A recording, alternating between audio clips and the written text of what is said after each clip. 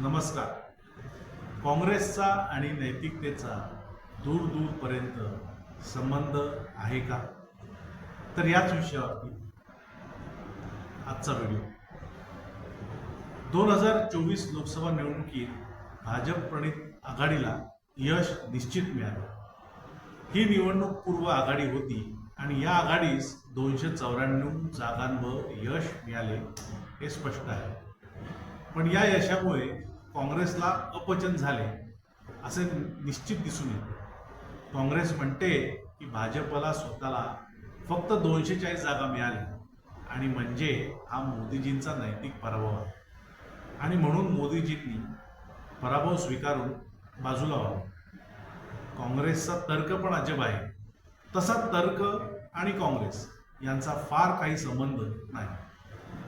1991च्या सार्वत्रिक निवडणुकीत काँग्रेसला 244 जागा मिळाल्या, तर 2004च्या निवडणुकीत हाच आकडा 145 होता आणि 2009च्या निवडणुकीत हाच आकडा 206.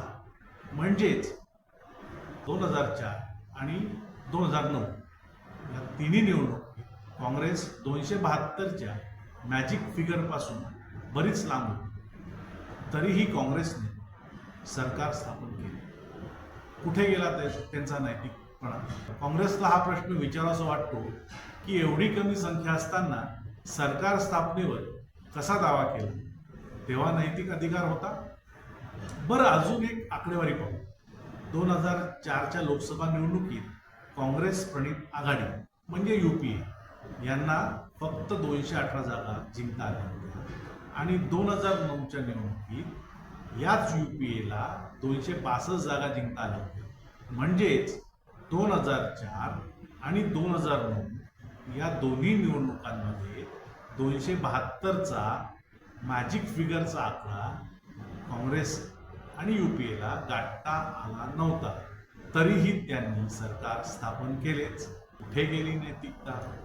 काँग्रेसने आम्हाला नसता शहाणपणा शिकवू नये.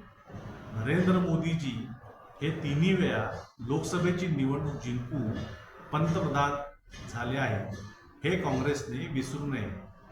60 वर्ष सत्तेत राहून 2014मध्ये काँग्रेसला फक्त 44 जागा मिळाल्या होत्या. याचा अर्थ भारताच्या जनतेने काँग्रेसचा सुपडा साफ केला होता. नरेंद्र मोदीजींच्या नेतृत्वात 10 वर्ष सत्तेत राहून आम्हाला स्वबळावर 240 जागांवर विजय मिळाला आहे. कुठे 44 आणि कुठे 240? त्यामुळे आमचे काँग्रेसला असे सांगणे आहे की पराभव पचवायची ताकद आणि तयारी ठेवा आणि मोदीजींवर बोलण्याआधी जरा आकड्यानिशी आपला इतिहास तपासून बघा, नाहीतर तोंडावर आपटाल. जनता सुज्ञान आहे, यह पब्लिक है, सब जानती है.